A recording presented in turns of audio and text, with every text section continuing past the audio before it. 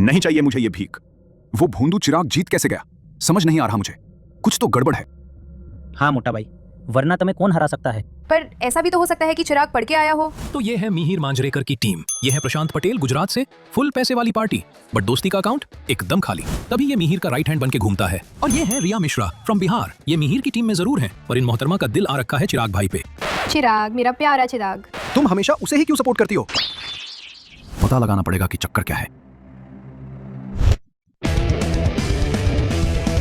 Physics, chemistry, bio में था fail, hero था यहाँ का, फिर हुआ ऐसा खेल, खोला गलत मेल, देखो हुई मुझे जेल, आके देखो फंस गया हाई स्कूल में। कोई नहीं चिराग भाई, सब सिखा देंगे आपको। समंदर में नहा के और भी नमकीन हो गई हो, चरा है साइज का ये रंग, चरा है साइज का ये रंग के रंगीन हो गई हो। समंदर में नहा के। हाँ? अबे मर गया। अरे क्या हो गया भाई? जल गया भाई। पता नहीं किस सुअर ने गीजर खोल रखा था। बंद नहीं किया था क्या मैंने? तुम्हें शायद लगे कि चिराग भाई तो ओवर एक्टिंग कर रहे हैं, लेकिन जरा इसके पीछे की साइंस समझ लेते हैं। जब हम कोई हॉट चीज टच करते हैं, पहली लाइन ऑफ एक्शन होती है हमारी स्किन के रिसेप्टर्स। ये special nerve cell tips heat को डिटेक्ट करते हैं और तुरंत एक इलेक्ट्रिकल इंपल्स क्रिएट कर देते हैं। इंपल्स डेंड्राइट से सेल बॉडी तक, फिर एक्सॉन तक जाता है। एक्सॉन के एंड पर ये केमिकल सिग्नल में कन्वर्ट होता है, साइनैप्स क्रॉस करता है और नेक्स्ट न्यूरॉन को एक्टिवेट करता है। ये पूरा प्रोसेस मिली सेकंड्स में होता है, व्हाट्सएप फॉरवर्ड से भी फास्ट। आखिर में ये इंपल्स मसल्स तक पहुंचता है और मसल्स कॉन्ट्रैक्ट होते ही बॉडी तुरंत एक्शन में आ जाती है। यही है हमारी बॉडी का कंट्रोल और कोऑर्डिनेशन सिस्टम, एक ऑर्गेनाइज्ड नेटवर्क ऑफ न्यूरॉन्स जो हर मैसेज फास्ट फॉरवर्ड करता है। हाँ? और मीर भाई कैसा लगा हार के? फिर ज्यादा हवा में मत उड़, मुझे पता है तूने कुछ चीटिंग करी है। हाँ, यही बोलते हैं लोग हारने के बाद। चल बाय, मैं चला क्लास में। लगता है मिहिर भाई आज फिर फटेंगे। हाँ?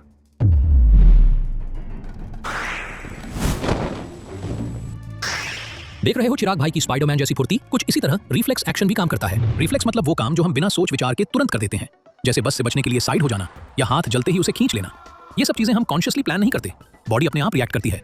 अब सोचो, अगर हमें कॉन्शियसली सोचना पड़ता, पेन हो रहा है, स्किन जल रही है, हाथ हटाना चाहिए, तब तक तो तुम्हारा पनीर टिक्का बन जाएगा। इसीलिए नेचर ने हमें शॉर्टकट दिया है, रिफ्लेक्स आर्क, जो स्पाइनल कॉर्ड में फॉर्म होती है। हीट डिटेक्ट करने वाले नर्व्स सीधे मसल्स को सिग्नल भेजते हैं ब्रेन को बाईपास करके। रिजल्ट, एक fast and furious reaction. Signal फिर भी ब्रेन तक पहुंचता है, पर थोड़ी देर से। इसीलिए तुम्हें थोड़ा लेट फील होता है कि अरे जल गया। देख के नहीं चल सकती क्या? आपने ये तो टांग अड़ाई थी। आज दिन ही खराब है मिहिर भाई आपका। So now we will. Sir can we come in? You three are exactly 20 minutes late. Keep standing at the gate. और नहाले जलपरा बनके करवा दिया ना बाहर। सॉरी भाई। So students, we were talking about hypothalamus. Hippopotamus कहाँ से आ गया भाई? ज्यादा क्लास मिस होगी क्या? भाई वो पाइथागोरस थ्योरम बता रहे हैं शायद। किन पागलों के साथ फंसा दिया भगवान। देखा क्लास में लेट आने का नतीजा? कोई नहीं भाई, मैं समझा देता हूँ। सिर्फ रिफ्लेक्स एक्शन ही स्पाइनल कॉर्ड का काम नहीं होता, क्योंकि हम सिर्फ रिफ्लेक्स मशीनें नहीं, थिंकिंग बीइंग्स हैं। स्पाइनल कॉर्ड के अंदर नर्व्स होते हैं जो दिमाग तक इंफॉर्मेशन ले जाते हैं, ताकि हम सोच समझ कर डिसीजन ले सकें कि आज हमें कैसे समय बर्बाद करना है अपना। ये दोनों चीजें, ब्रेन और स्पाइनल कॉर्ड, मिलकर बनाती हैं हमारा सेंट्रल नर्वस सिस्टम। ब्रेन को आप अपनी बॉडी का हेडक्वार्टर समझ लो। ये हर जगह से इंफॉर्मेशन रिसीव करता है, उसको प्रोसेस करता है और फिर डिसाइड करता है कि अगला स्टेप क्या होना चाहिए, जैसे लिखना, पढ़ना, फोन चलाना, मुंह चलाना या दोस्तों को परेशान करना। और सोचो, जब हम सोच समझ कर एक्शंस लेते हैं, उसके लिए भी ब्रेन को मसल्स को सिग्नल भेजना पड़ता है। ये मैसेजेस पेरिफेरल नर्वस सिस्टम के थ्रू जाते हैं, जो ब्रेन से क्रेनियल नर्व्स और स्पाइनल कॉर्ड से स्पाइनल नर्व्स लेकर पूरे बॉडी में सिग्नल्स डिस्ट्रीब्यूट करता है। अबे भाई कमांडो ट्रेनिंग करवाएंगे क्या इतनी धूप में? Good afternoon enigmas. कल के स्पोर्ट्स मीट में आप सभी ने अच्छा परफॉर्म किया और मुझे उम्मीद है कि आगे भी करते रहेंगे, क्योंकि सेज बहुत बोर करते हैं यार डायरेक्टर साहब। 1 घंटे बाद ये क्या हो रहा है मेरे साथ? ऐसा लग रहा है कि मैं ऊर्जा भाई मजाक के लिए सही जगह नहीं है। हाँ भाई बहुत एक्टिंग होगी, अब उठ जा प्लीज। जूता सुंघा के देख भाई से। आप ही सुंगाओ भाई अपना, बहुत बांस मारता है। क्या करे भाई, जल्दी बता। एक काम करते हैं, इसे डॉक्टर लैला के पास लेके चलते हैं।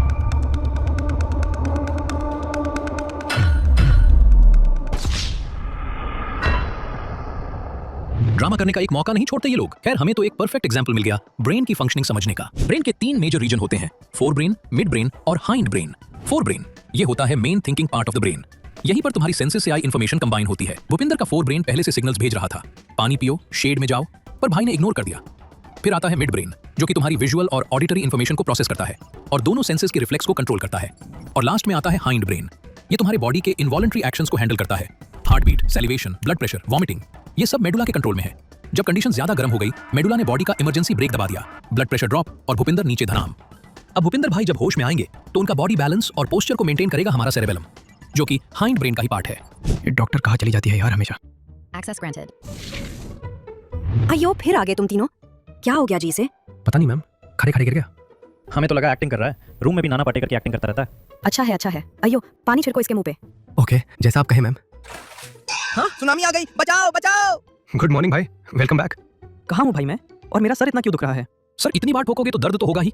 हमारा ब्रेन एकदम डेलिकेट होता है और इसको प्रोटेक्ट करना बहुत जरूरी है। ब्रेन इतना इंपॉर्टेंट ऑर्गन है कि बॉडी ने इसका एक स्पेशल हेलमेट बनाया है, स्कल, एक बोनी बॉक्स जिसमें ये सेफली रहता है। अगर ये नहीं होता तो आज भूपिंदर शहीद हो गया होता। और सिर्फ ब्रेन ही नहीं, स्पाइनल कॉर्ड भी इक्वली इंपॉर्टेंट है, जिसे वर्टिब्रल कॉलम यानी बैकबोन गार्ड करता है। ये लो, ORS पी लो और भागो क्लास में। ठीक हो तुम अब? क्या हो गया था? गर्मी चढ़ गई थी शायद सर में। वो तो मैंने इसे गोदी में उठा के सेफली पहुंचा दिया मेडिकल रूम तक। हाँ भाई, बहुत ज्यादा सेफली पहुंचाया था। भाई मुझ में भी भूत तो नहीं आ गया ना?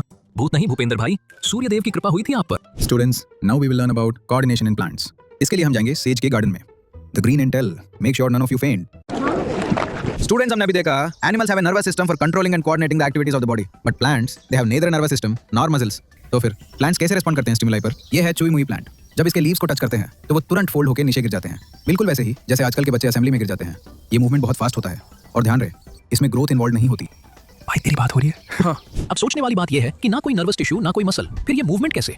जहां प्लांट को टच करते हैं वो और जहां मूवमेंट होती है वो दो अलग पॉइंट होते हैं। प्लांट्स भी इलेक्ट्रिकल केमिकल सिग्नल्स का यूज करते हैं। फर्क बस इतना है कि एनिमल्स की तरह कोई स्पेशलाइज्ड टिश्यू नहीं होता कंडक्शन के लिए। प्लांट सेल्स सिर्फ अपने अंदर पानी का अमाउंट चेंज करते हैं, कभी स्वेल होते हैं कभी श्रिंक होते हैं, और इस तरह शेप चेंज होकर मूवमेंट होती है। अब देखते हैं वो मूवमेंट्स जो ग्रोथ की वजह से होते हैं। फॉर एग्जांपल, कुछ प्लांट्स जैसे पी प्लांट अपने आप को दूसरे प्लांट्स या फेंस पर चढ़ा लेते हैं यूजिंग टेंड्रिल्स। ये टेंड्रिल्स टच के लिए बहुत सेंसिटिव होते हैं। जैसे ही वो किसी सपोर्ट को टच करते हैं, जो हिस्सा सपोर्ट को टच कर रहा होता है वो धीरे ग्रो करता है, वाइल सपोर्ट से दूर वाला पार्ट ज्यादा तेजी से ग्रो करता है। इस वजह से टेंड्रिल घूमकर सपोर्ट को टाइटली पकड़ लेता है। मोस्ट प्लांट्स ऐसे ही स्टिमुली का रिस्पांस देते हैं, स्लोली, एक खास दिशा में ग्रो करके। ये एक डायरेक्शनल ग्रोथ है, इसलिए हमें लगता है जैसे प्लांट मूव कर रहा है। मजा ही आ गया सर स्पोर्ट्स फेस्ट में जीत के। तो कैसे चुकाऊंगा आपका ये एहसान? अरे इसमें मेरा क्या एहसान, तुम खुद ही तो पढ़े थे ना। कितने डाउन टू अर्थ हो सर। वैसे सर अभी तक आपने बताया नहीं आप क्या करते हैं सेज में? हाँ, हर चीज बच्चों को नहीं बता सकते। क्या बच्चा? सर बड़ा हो गया हूं मैं, छाया भी पसंद करने लगी है अब तो मुझे। एक सेकंड, छाया कौन? शर्मा? आपको कैसे पता? अबे यार, भूखा सोना पड़ेगा आज। सर मैं निकलता हूँ, कल आऊंगा वापस। चलो ठीक है, bye. My heart is beating, with only beating. हाँ? ये मोटो ब्लॉगर मेरी तरफ क्यों आ रहा है?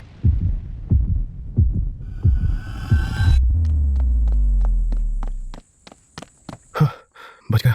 मेरी तो हार्ट बीट ही बढ़ गई थी। एग्जैक्टली, ये जो चिराग भाई का हार्ट टर्बो मोड में चला गया है, इसके पीछे का सीक्रेट है हार्मोन्स। आओ जरा समझते हैं। जंगल में एक स्क्विरल को अगर बड़ी सी कैट दिख जाए तो उसके पास दो ऑप्शन होते हैं, या तो फाइट करे या भागे। दोनों चीजें काफी कॉम्प्लिकेटेड हैं और मसल्स, हार्ट, लंग्स सबको मिलकर काम करना पड़ता है और बॉडी को पहले से रेडी होना पड़ता है ताकि दोनों में से कोई भी ऑप्शन इंस्टेंटली चूज किया जा सके। और यही काम करते हैं हार्मोन्स, जो एक ऐसा मैसेज भेजते हैं जो पूरी बॉडी को तुरंत प्रिपेयर कर देता है। एड्रेनलिन तुम्हारी बॉडी का रेड सायरन होता है जो एड्रेनल ग्लैंड से निकलता है। डेंजर आते ही ये हार्ट को फास्ट पंप कराता है, मसल्स को पावर देता है और लंग्स को टर्बो मोड पर लगा देता है। थायरॉक्सिन हार्मोन नेक में मौजूद थायराइड ग्लैंड से आता है। ये कार्बोहाइड्रेट, प्रोटीन और फैट का बैलेंस परफेक्ट रखता है ताकि ग्रोथ सही से हो। इसके लिए आयोडीन जरूरी है और अगर आयोडीन की डेफिशिएंसी हो जाए तो हो जाता है गॉइटर। फिर आता है पिट्यूटरी ग्लैंड का ग्रोथ हार्मोन जो डिसाइड करता है तुम कितने लंबे बनोगे। डेफिशिएंसी हो तो बचपन में ड्वार्फिज्म, ज्यादा हो जाए तो जाइंट बन जाओगे। लड़कों में टेस्टोस्टेरोन और लड़कियों में ईस्ट्रोजन रिस्पॉन्सिबल होते हैं प्यूबर्टी के टाइम के ड्रामेटिक चेंजेस के लिए, जैसे वॉइस डीप होना, मुस्टैच आना, हाइट शूट करना। तो प्लांट्स में नहीं होते क्या हार्मोन्स? बिल्कुल होते हैं, लेकिन उनका पर्पस थोड़ा अलग होता है। प्लांट्स में ये हार्मोन्स ग्रोथ और डायरेक्शन कंट्रोल करते हैं, जैसे ऑक्सिन जो शूट टिप में बनता है और सेल्स को लंबा ग्रो कराता है। गिबरेलिन्स जो स्टेम ग्रोथ के बूस्टर शॉट्स की तरह काम करता है और प्लांट को हाइट देते हैं। साइटोकाइनेंस रेगुलेट करता है सेल डिवीजन और ग्रोथ को, और एब्सिसिक एसिड का काम होता है ग्रोथ को रोकना। अरे यार लेट हो गया, खाना मिल जाए बस। भैया कुछ बचा है क्या? रोटी सब्जी तो खत्म हो गई। हाँ पुलाव है, तुम बैठो मैं लेके आता हूँ। सब खा जाऊंगा, बहुत भूख लगी है। Sir third phase of dose is completed, अब आगे क्या करना है?